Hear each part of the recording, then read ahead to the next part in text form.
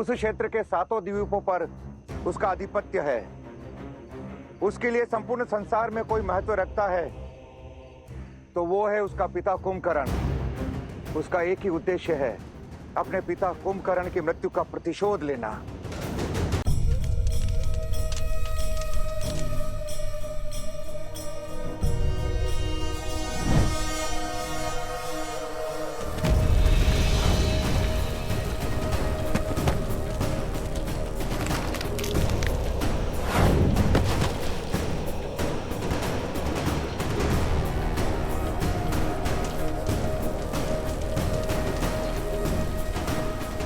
पिताश्री, किंतु कुंभकर्ण उसकी माता करकोटी का दूसरा पति था। देवामित के पिता अनुलोमा को महाराज दशरथ ने देवासुर संग्राम में मार गिराया था।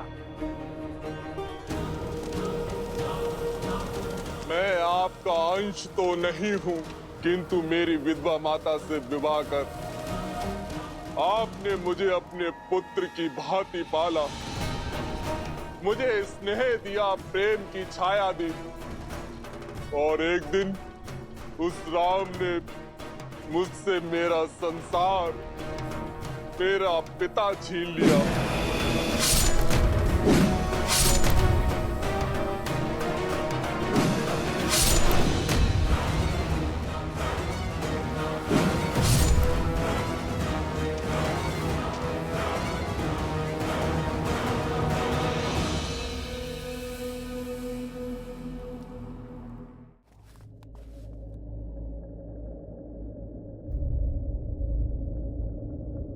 उस दुष्ट को दंड देना सरल नहीं होगा।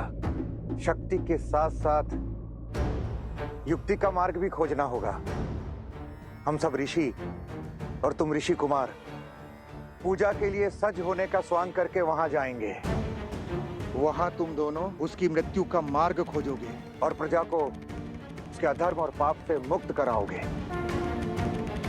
जो आज्ञा ऋषिवर।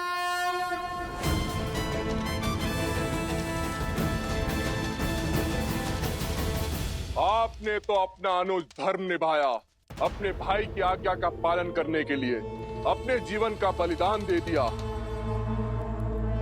अब बारी मेरी है, मैं अपना पुत्र धर्म निभाऊंगा, आपकी मृत्यु का प्रतिशोध लूंगा। अब प्रतीक्षा है तो बस एक अवसर की, जब मैं राम के कुल का सर्वनाश कर सकूं।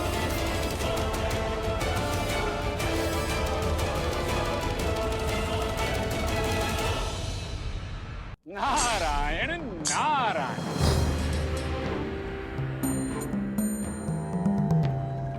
प्रणाम देव ऋषि। आंसू पूछो देवामित। अश्रु भविष्य और लक्ष्य दोनों को धूमिल कर देता है। रोते ही रहोगे तो आगे कैसे बढ़ोगे?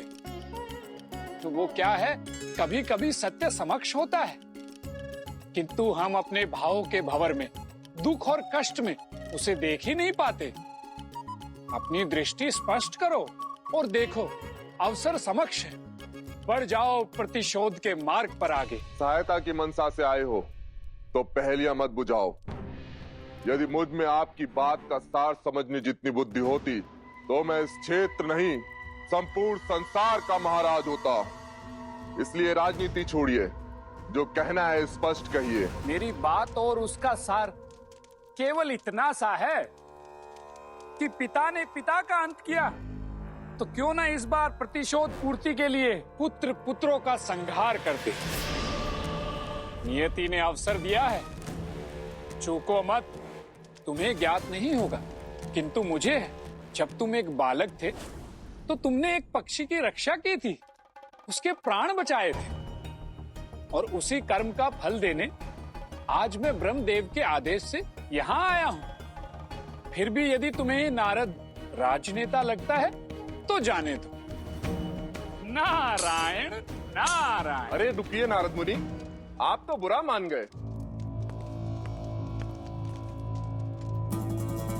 आप अपने पधारने का प्रयोजन बताइए। तो सुनो, अयोध्यापति श्री राम के पुत्र लव और कुश अगस्त्य ऋषि के साथ इसी ओर आ रहे हैं।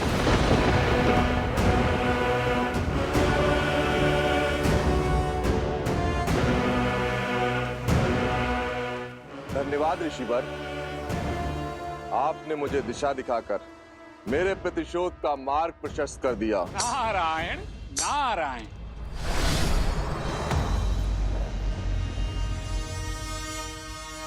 दीर्घबाहु, दुर्पाक्ष, कायासुर, भर्मासुर, तुम सब ने अपने तप से देवताओं से असंभव वरदान प्राप्त किए हैं। अब उनके उपयोग का समय आ गया है। जाओ, लवकुश और अगस्त ऋषि जैसे ही वो मिले उन्हें बंदी बनाकर मेरे समक्ष लाओ। फिर ये कुंभकर्ण का पुत्र राम के पुत्रों को ऐसी मृत्यु देगा जिसे देखकर संपूर्ण संसार कांप उठेगा। रघुवंश के नाश का शंखनाद होने को है। लवकुश की मृतदेह के साथ राम को संदेश भेजूंगा, उसे उनके कुल के अंत की सूचना दूंगा।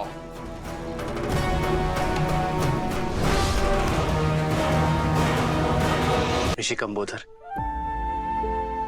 माता के सम्मान और श्रद्धालुओं की सुविधा के लिए मैं यही माता हिंगलाज का मंदिर बनाना चाहता हूं। जगत कल्याण के लिए अति उत्तम विचार है रघुवर। आपके इस कर्म से युगों युगों तक माता हिंगलाज की कृपा आपके कुल और प्रजा पर सदैव बनी रहेगी।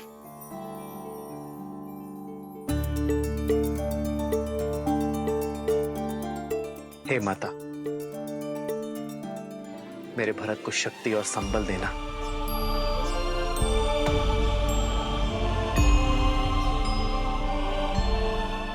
यदि शक्तिशाली होने का अर्थ शक्तिहीन का जीवन दुर्बल बनाना है, उन्हें कष्ट पहुंचाना है, तो स्मरण रहे इस अथाह संसार में तुम्हारी शक्ति की भी काट है।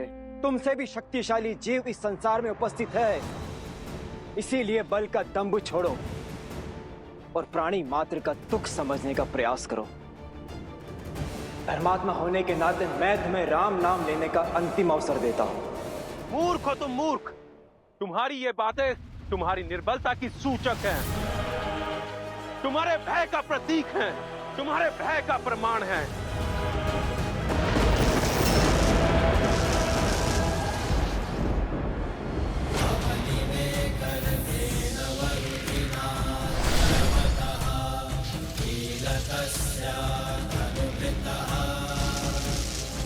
भय का नहीं, सत्य का प्रमाण है। जय सिया राम।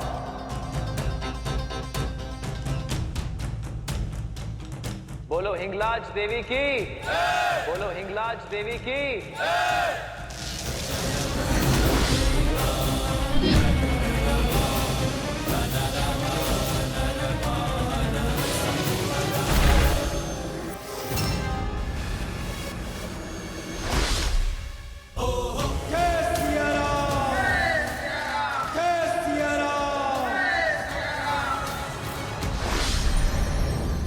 नारायण नारायण।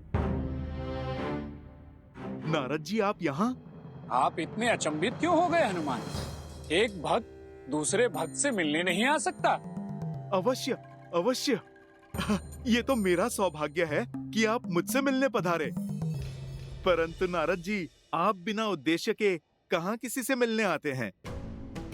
आज आपका कैसे आना हुआ, ये सोचकर थोड़ा सा चिंतित हूँ मैं। हाँ, बात तो अब चिंता की ही है। सोचा श्री राम से भेंट करने से पूर्व आपसे मिल लेता हूँ, किंतु चलिए अब सारी बातें उन्हें ही बता देता हूँ। चिंता केवल इतनी ही है कि कहीं प्रभु श्री राम अधिक व्यथित ना हो जाएं। नारायण नारायण। देवर्षि, भक्त के होते हुए आप भगवान को क्यों चिंतित करते हैं? प्रभु हिंगलाज माता के मंदिर का पुनर्निर्माण करवाने में व्यस्त हैं। आप कृपा करके मुझसे कहिए ना। नहीं, मैं राजकुमार भरत के पास जाता हूँ। नारायण नारायण। रुकिए, भरत भैया तो गंधर्वों के साथ युद्ध में लगे हैं। आप मुझे बताइए ना, बात क्या है? बता तो दूं, किंतु आप मेरी सहायता कैसे करेंगे हनुमान? आप तो प्रभु श्री राम की रक्षा में लीन हैं। मुनिवर, आप मुझे समस्या तो बताइए, समाधान मैं खोज लूंगा। लव कुश अगस्त्य ऋषि के साथ कहीं गए हैं, और वो जिस दिशा में गए हैं वहां कुंभकर्ण का पुत्र देवामित उनकी प्रतीक्षा कर रहा है, और उसे ज्ञात हो चुका है कि लव कुश श्री राम के पुत्र हैं। उसकी मंशा शुभ नहीं है हनुमान जी। आप निश्चिंत रहिए देवऋषि, मेरे होते मेरे अनुज लव कुश पर कोई भी कुदृष्टि नहीं डाल सकता। बस ये संदेश देने और आश्वासन के यही तो बोल सुनने आया था मैं। देवऋषि, बहुत बहुत धन्यवाद आपका।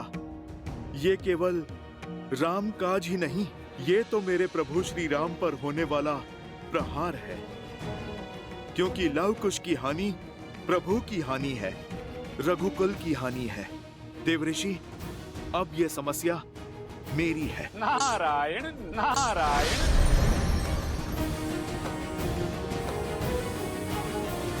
चलो हम चारों सभी द्वारों की रक्षा करते हैं।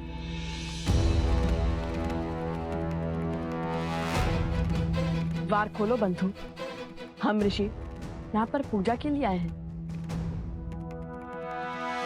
हमें यहीं से हर ओर दृष्टि रखनी चाहिए। आसमान से सब स्पष्ट दिखाई देगा। राम के पुत्र हैं, इतने मूर्ख नहीं हैं जो सीधा द्वार से आएंगे।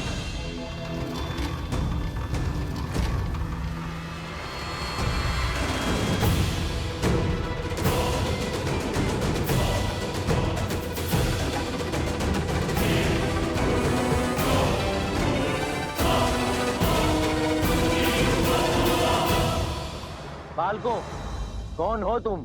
हम ऋषि कुमार लव और ऋषि कुमार कुश हैं।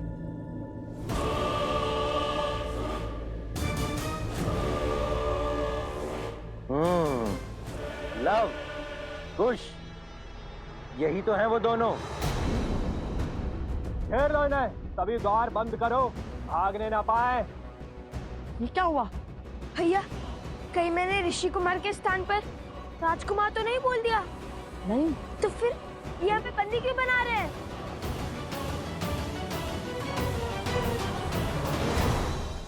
परमपिता, आपका कहा कार्य संपूर्ण हुआ। एक और कुंभकर्ण के पुत्र को लवकुश का भेद बता दिया, और दूसरी ओर हनुमान को भी उन पर आए संकट के विषय में सूचित कर दिया।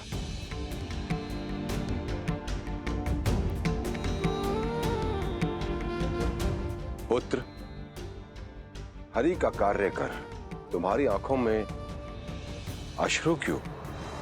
मुख पर पश्चाताप की पीड़ा क्यों? तुमने जो किया है वह अति आवश्यक था। हनुमान को श्री राम से पृथक करने का केवल एक यही मार्ग था, और यदि श्री राम हनुमान से पृथक नहीं हुए तो?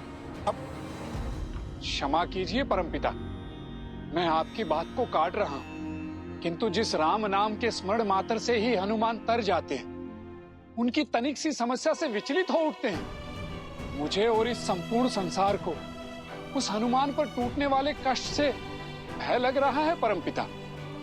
जब श्री राम अपनी देह त्यागेंगे, तब न जाने हनुमान अपना दुख कैसे प्रकट करेंगे। नारायण नारायण। परमपिता, सत्य कहूं तो मैं आज उनकी आंखों में उस दुख के भाव को देखकर आया हूं। आप सबको इस संसार की चिंता है, किंतु इस भक्त को तो उस भक्त की चिंता है। ये कष्ट कैसे सहेंगे हनुमान? परमपिता, जिनका संपूर्ण जीवन राम है, और जो राम उनमें बसते हैं वही नहीं रहेंगे तो हनुमान कैसे जी पाएंगे? कैसे अपना जीवन चक्र संपूर्ण कर पाएंगे? नारायण नारायण।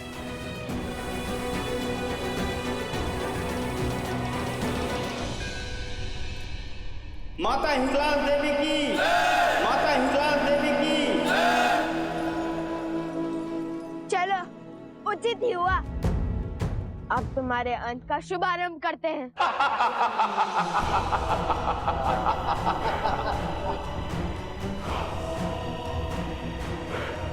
भूल कर दी पालको, जो स्वयं ही मृत्यु के मुख में चले आए।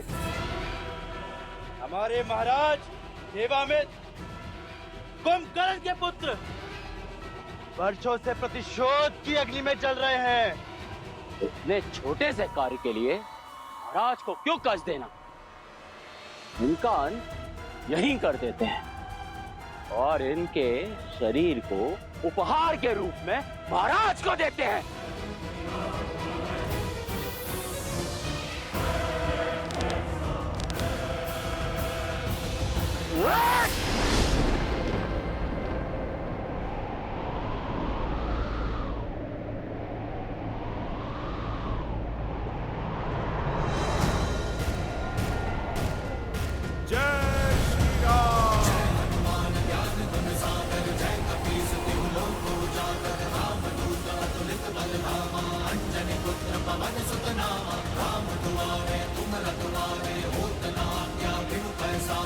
किसने साहस किया सिया राम पुत्र लव कुश को हाथ लगाने का?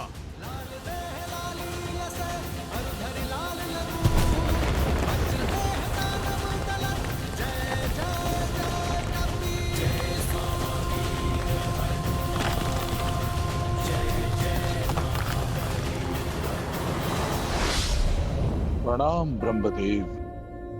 प्रणाम देव ऋषि।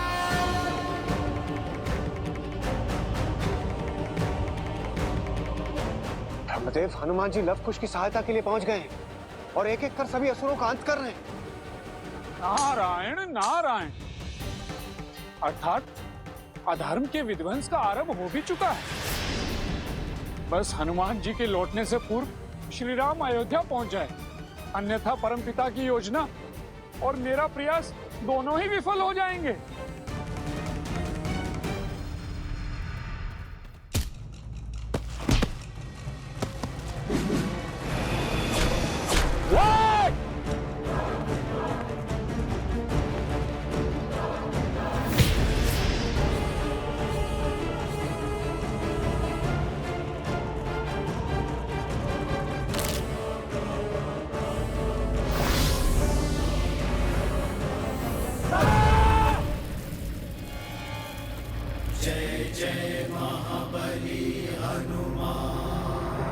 कायासुर को तो मेरा वरदान प्राप्त था, ये कैसे संभव हो सकता है? जहाँ राम भक्त हनुमान, वहाँ सब संभव है सूर्यदेव।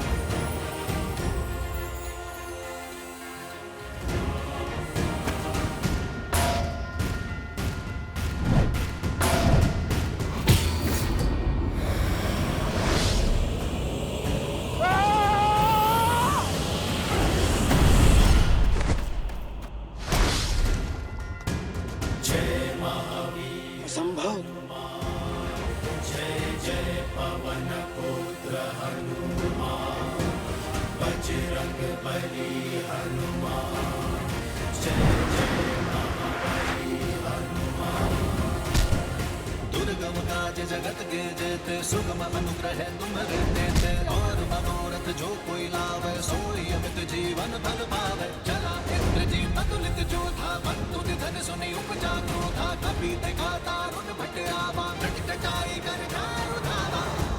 तो दुर्पाक्ष को तो मेरे वरदान की ढाल प्राप्त है। नारायण नारायण,